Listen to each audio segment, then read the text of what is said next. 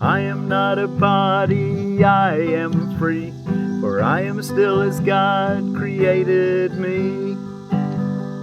I am the Holy Son of God Himself. I am the Holy Son of God Himself. In silence and true humility, I seek God's glory to behold it in the Son whom He created as myself. I am the Holy Son of God Himself. I am the Holy Son of God Himself. I am the Holy Son of God Himself. In silence and true humility, I seek God's glory to behold it in the Son whom He created as myself. I am the Holy Son of God Himself. I am the Holy Son of God Himself. I am not a body, I am free, for I am still as God created me. Well, thank you all so much for joining me today. I'm Willie from the Ozarks. Let's make sure I got my guitar tuned still.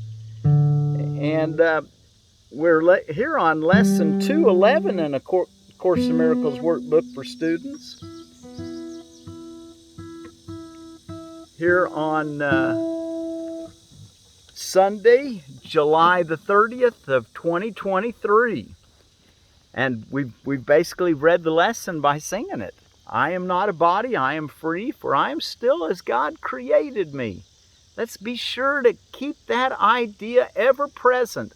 Don't become kind of like, oh yeah, I know that, and just say it by rote, like a parrot, without thinking about it, feeling it, with knowing it. So say it meaningfully to yourself and look for the depth that He must think it's important, because He's having us say it every hour of the day for 20 days. And at least that's what we want to aim for. And then to bring it into our meditation morning and evening for 15 minutes or more. I am not a body. I'm not a body. I am free. It's just like that lady on this. I'm going to tell you about another near-death experience, but she was looking down at her body and she said, well, that's not me, because here I am. That's the kind of realization that we all need, is the knowledge that we're not the body, that we're the consciousness that uses the body as a tool. I am not a body, I am free, for I am still as God created me. I am the Holy Son of God Himself, which was really lesson 191. I am the Holy Son of God Himself. In silence and true humility, I seek God's glory to behold it in the Son whom He created as myself. Okay, I am the Holy Son of God Himself. Can you get that sense of value you are, the importance you are? I am the Holy Son of God Himself. In silence and true humility. True humility, remember He explained to us, is accepting what part God has given you. And if he says that you're a holy son of God, no less holy than the Father and no more holy than he either, then you're using true humility to think of yourself as not worthy, because that's humility, is not humility. That's why he says true humility. So I am the Holy Son of God himself. In silence and true humility, I seek God's glory to behold it in the Son whom he created as myself. Wow. Okay, well, that's our lesson for today. I do want to encourage you to do the very best you can at bringing that idea to your mind every hour of the day today. And then in between the hour, what he says is as the hour strikes, so at the top of the hour, which works nice if you're in kind of a situation where there's an alarm that goes off every hour, like in many schools to change classes, or in some kind of jobs, maybe a church bell that rings on the hour in your neighborhood, maybe a grandfather clock. But use something to help you remember, or set your watch to beep every hour if you can. I've done that before. Anyway, but just try to remember at the top of the hours what he's basically told us. And then sometime between the hours, it's okay to bring the idea. Let's see, what's our idea? What was it? And you might have to take a minute to remember. That's why I say put it in a card. I am not a body, I am free, for I am still as God created me. I am the Holy Son of God himself. I am the Holy Son of God himself. And settle into that realization every hour today. And then again tell yourself, I am not a body, I am free, for I am still as God created me. Okay, and now let's go take a look in our text reading. And we're ready for the last section in chapter 21, the inner picture. And it's section 9, the inner shift. And as you're turning there, let me tell you about what on earth is going on today. Father-in-law Day. And you know, when couple get married or couple end up being partners, you really want to bring the whole family, both families in. Any chance you can for bringing unity in your life is always worthwhile, because our reality is we're all unified with everyone. So make as many connections as you can as you start making your way home. Our state of oneness with God and with all.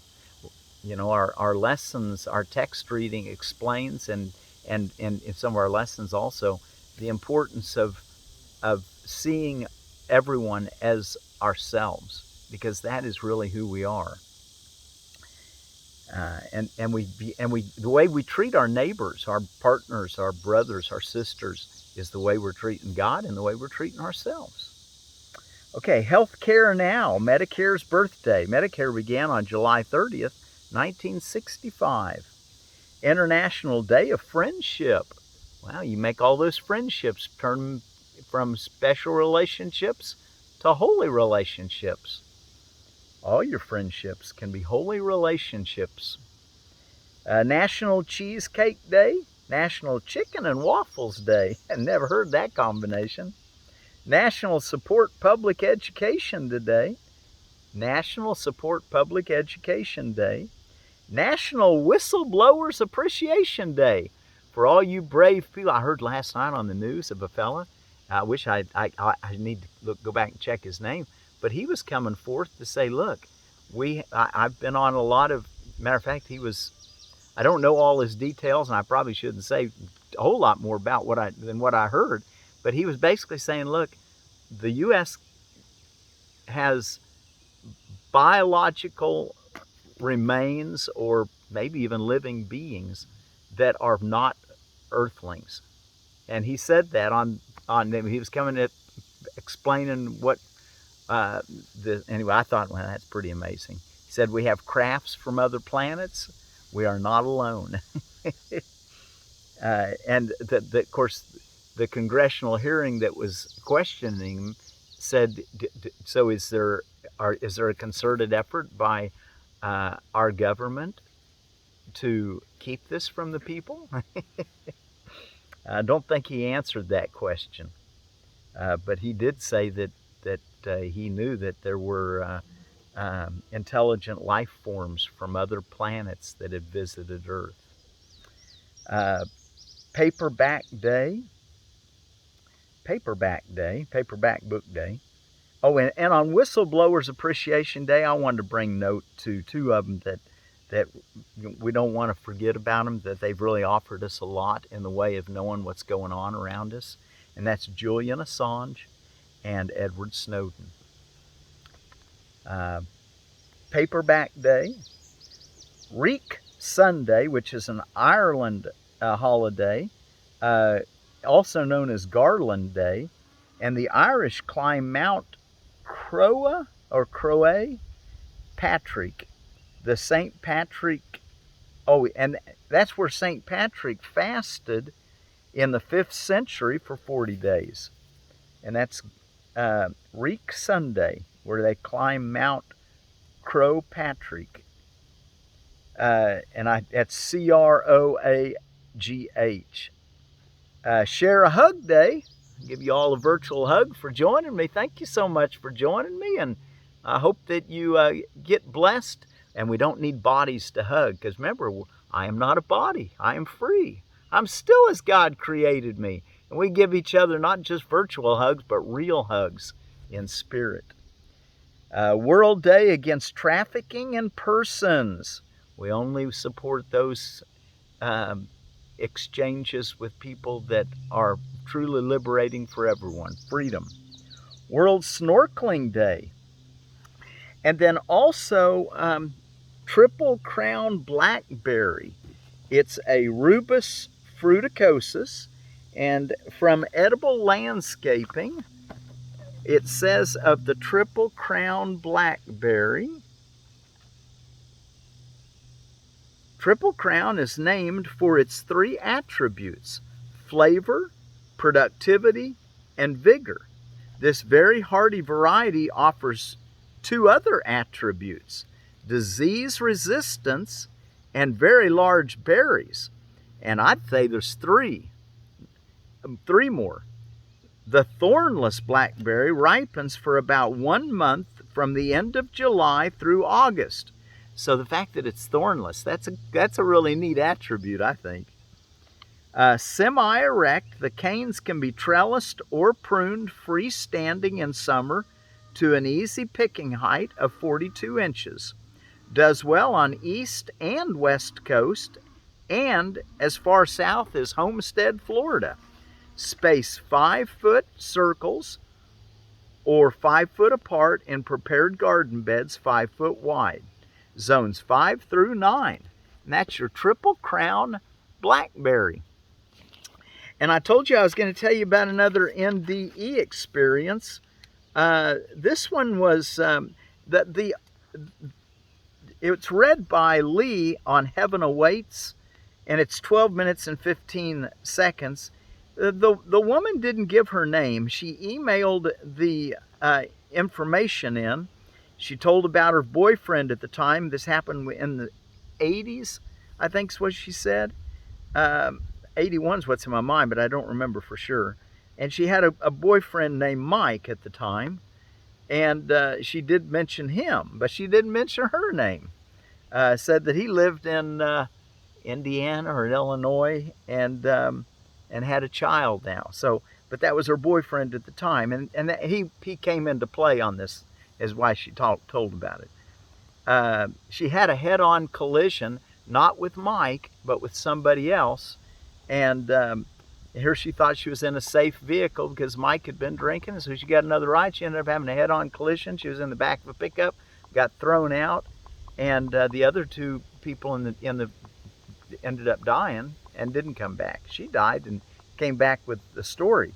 It's called She Died and Was Shown Things to Come, Near-Death Experience. So, and you might, when you listen to the things that she says that what she learned, I thought, was really worthwhile. That she looked down at her body when they were trying to resuscitate her, and she had no interest in going back. She said, "That's not me. I'm right here." I like that.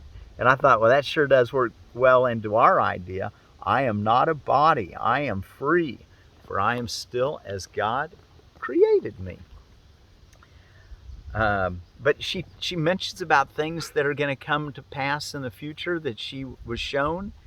And she didn't have real clarity on all of it. But, and I'm not suggesting that there is a for sure what's going to happen. I think it's a result of our consciousness. And remember, a person's personal experience is what they've called for. We want to call for joy and peace and love, even in the midst of danger and turmoil. But we can end up, we want to look inside, and we're learning now that as we think, so will we perceive. So we want to think holy so that we can perceive holy. We want to feel love inside so we can see love outside. Okay, the inner shift. And I'll put the description in our description below in our about that particular near-death experience. It's a short one, and she had a lot of good things to say, I thought. The inner shift, paragraph 85 in chapter 21. Are thoughts then dangerous? To bodies, yes. You know what? Let's go back and read the last paragraph of the last section, because he starts off, are thoughts then dangerous? So he's asking a question. Let's kind of get an idea of where we were at. Yesterday was the questions we were to ask ourselves. Do I desire a world I rule instead of one which rules me? Do I desire a world where I am powerful instead of helpless? Do I desire a world in which I have no enemies and cannot sin? And do I want to see what I denied because it is the truth? And as you look on the effects of sin in any form, all you need do is simply ask yourself, is this what I would see? Do I want this? When we're starting to remember that, or realize that we are the ones that make our world. No one does it to us. It's a result of how we're thinking. So let's think good, loving thoughts so we can have a good, loving experience outwardly too. Okay, paragraph 84 in the last section. Elusive happiness, or happiness in changing form that shifts with time and place, is an illusion which has no meaning. Happiness must be constant because it is attained by giving up the wish for the inconstant. Joy cannot be perceived except through constant vision. And constant vision can be given only those who wish for constancy. The power of the Son of God's desire remains the proof that he is wrong who sees himself as helpless. The power of the Son of God's desire remains the proof that he is wrong who sees himself as helpless. Because we have desires, and we can use, and those desires are what manifest into the world we see. Desire what you will, and you will look on it and think it real. No thought but has the power to release or kill, and none can leave the thinker's mind or leave him unaffected. Are thoughts then dangerous? To bodies, yes. The thought that seems to kill are those which teach the thinker that he can be killed, and so he dies because of what he learned. He goes from life to death, the final proof he valued the inconstant more than constancy. Surely he thought he wanted happiness, yet he did not desire it because it was the truth, and therefore must be constant. 86. The constancy of joy is a condition quite alien to your understanding, yet if you could even imagine what it must be, you would desire it, although you understand it not. Let's read that sentence. That's the whole paragraph 86. Let's read it again. The constancy of joy is a condition quite alien to your understanding. Yet if you could even imagine what it must be, a state of constant joy, no change, you would desire it, although you understand it not. So let's desire a state of changeless joy. The constancy of happiness, he uses the word joy and happiness interchangeably. The constancy of happiness has no exceptions, no change of any kind.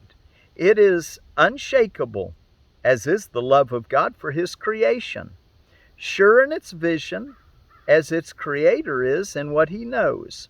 It looks on everything and sees it is the same. It sees no ephemeral, for it desires that everything be like itself and sees it so. Nothing has power to confound its constancy, because its own desire cannot be shaken. It comes as surely unto those who see the final question is necessary to the rest. A peace must come to those who choose to heal and not to judge. And what was that final question of those 4 questions? And do I want to see what I denied because it is the truth? That was those questions on paragraph 75 in the prior section. Let's read that. Let's read that again. 87. The constancy of happiness has no exceptions, no change of any kind. It is unshakable, as is the love of God for his creation.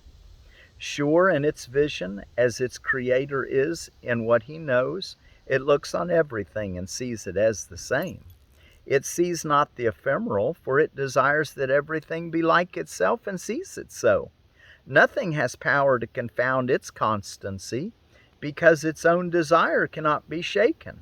It comes as surely unto those who see the final question as necessary to the rest, as peace must come to those who choose to heal and not to judge. 88. Reason will tell you that you cannot ask for happiness inconstantly. For if what you desire you receive and happiness is constant, then you need ask for it but once to have it always. And if you do not have it always, being what it is, you did not ask for it. For no one fails to ask for his desire of something he believes holds out some promise of the power of giving it. He may be wrong in what he asks, where and of what, yet he will ask because desire is a request. Desire is a request, an asking for, and made by one whom God himself will never fail to answer. You, me. God has already given him all that he really needs. God has already given him all that he really wants. Yet what he is uncertain of, God cannot give, for he does not desire it while he remains uncertain, and God's giving must be incomplete unless it is received. 89. You who complete God's will and are his happiness, whose will is powerful as his, a power that is not lost in your illusions, think carefully why it should be you have not yet decided how you would answer the final question. Your answer to the others has made it possible to help you be but partially insane, and yet it is the final one that really asks if you are willing to be wholly sane. And before we read that last paragraph of the section for today, let's go back and one more time look at those 4 questions. Do I desire a world I rule instead of one which rules me? Do I desire a world where I am powerful instead of helpless? Do I desire a world in which I have no enemies and cannot sin? And he says that we've answered those questions. We do want these things. And that's made us more sane. Because now we don't believe we live in a world we're being pushed about by other things outside ourselves. And we don't believe that sin is valuable. So we've come to that realization that we're not helpless, we're powerful. And now the last question, and do I want to see what I denied because it is the truth? And he says that those other 3 questions will help us to answer the 4th. You who complete God's will and are His happiness, whose will is powerful as His, a power that is not lost in your illusions, think carefully why it should be you have not yet decided how you would answer the final question. Your answer to the others has made it possible to help you be but partially insane. And yet it is the final one that really asks if you are willing to be wholly sane. In the last paragraph, what is the holy instant but God's appeal to you to recognize what He has given you? Here is the great appeal to reason, the awareness of what is always there to see, the happiness that could be always yours. Here is the constant peace you could experience forever. Here is the constant peace that you could experience forever. Here is what denial has denied, revealed to you. For here the final question is already answered, and what you ask for given. Here is the future now. The time is powerless because of your desire for what will never change. For you have asked that nothing stand between the holiness of your relationship and your awareness of its holiness.